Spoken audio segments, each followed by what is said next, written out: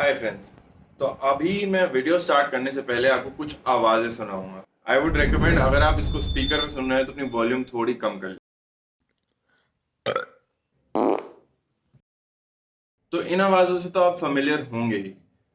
और ये एक ऐसी दिक्कत है, गैस की दिक्कत, गैस्ट्राइटिस की दिक्कत, जो इतने लोगों को होती है और इतने लोग इस कंप्लेंट के साथ आते हैं। इवन दो मैं हड्डी का डॉक्टर हूं, एक ऑर्थोपेडिक सर्जन हूं, लेकिन जब भी मैं किसी भी पेशेंट को दवाई लिखता हूं, चाहे मैं हड्डी के दर्द की, जोड़ के दर्द की, मांसपेशी के दर्द की लिख रहा हूं, साथ के साथ मुझे ये जरूर हर पेशेंट बोलता है कि सर एक गोली गैस की लिख दीजिए, मुझे गैस की बहुत दिक्कत है। ये एक इतनी कॉमन प्रॉब्लम है कि नॉर्मल जनता के लिए तो मैं ये वीडियो बना ही रहा हूं, पर मेरे बॉडी बिल्डर भाई बहन जो फिटनेस में है उनके लिए भी ये स्पेसिफिकली बहुत जरूरी है, क्योंकि वो ऐसे सप्लीमेंट्स कुछ लेते हैं, ऐसे कंटेंट्स लेते हैं जिससे पेट में और आंतों में गैस की मात्रा बढ़ती है। तो आज हम खुल के डिस्कशन करेंगे इस बारे में, एक डॉक्टर के पर्सपेक्टिव से, मेरे पर्सपेक्टिव से, कि क्या क्या किया जा सकता है इस गैस को अवॉइड करने के लिए, एक्सेसिव गैस ना बने, नॉर्मल गैस कितनी होती है और कब हम इसको बीमारी बोले और इसका इलाज एक्चुअली क्या है, आज फाइंड आउट करेंगे डिटेल में। तो बने रहें।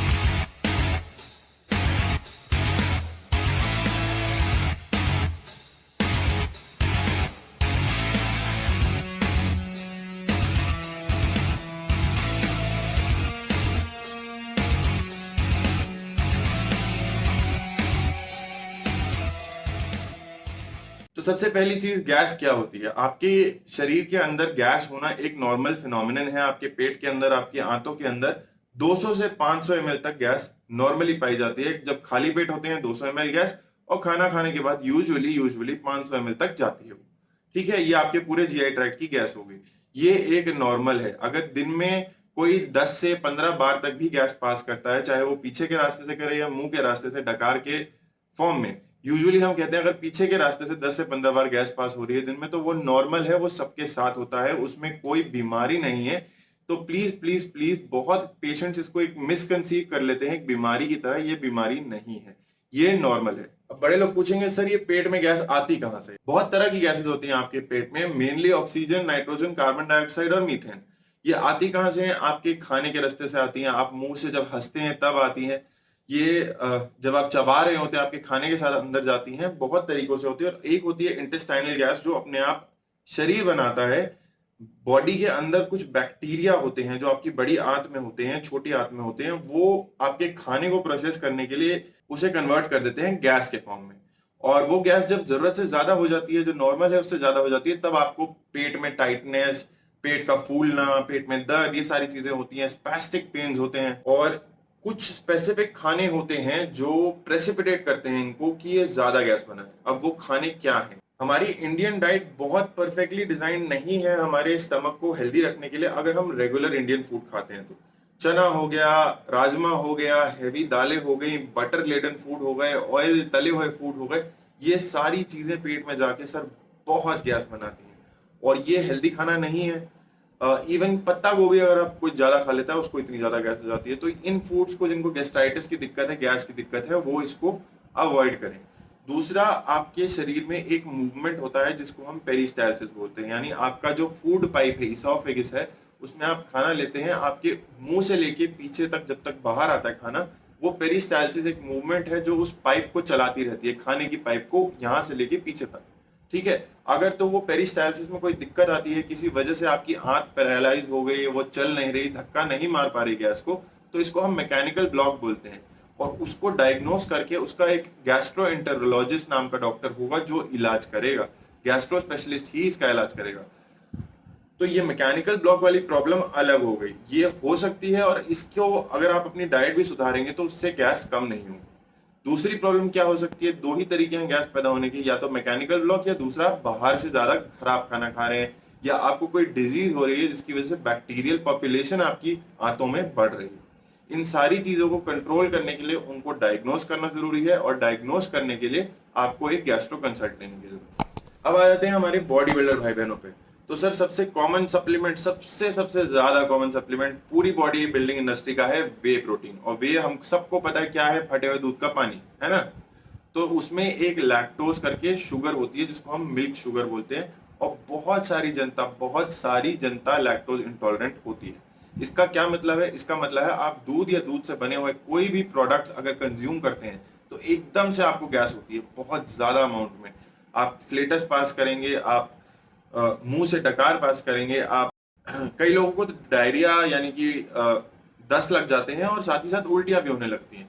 तो ये एक दिक्कत है जो लैक्टोज इंटॉलरेंट लोगों में पाई जाती है। और वे प्रोटीन के बाद अगर आपको बहुत ज्यादा गैस होती है तो आप मेरी ये वाली वीडियो देख सकते हैं, मैंने उसमें कॉम्बैट करने का तरीका बताया है।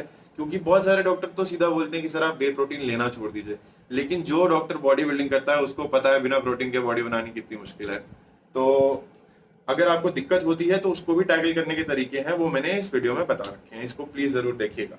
अगली और आखिरी एक चीज होती है जो हमारी बॉडी में डाइजेस्टिव एंजाइम्स होते हैं। लैक्टोज इंटॉलरेंस भी जो है एंजाइम डेफिशिएंसी की वजह से होती है। जो दूध में शुगर होती है लैक्टोज, उसको डाइजेस्ट करने के लिए हमको लैक्टेज एंजाइम चाहिए होता है।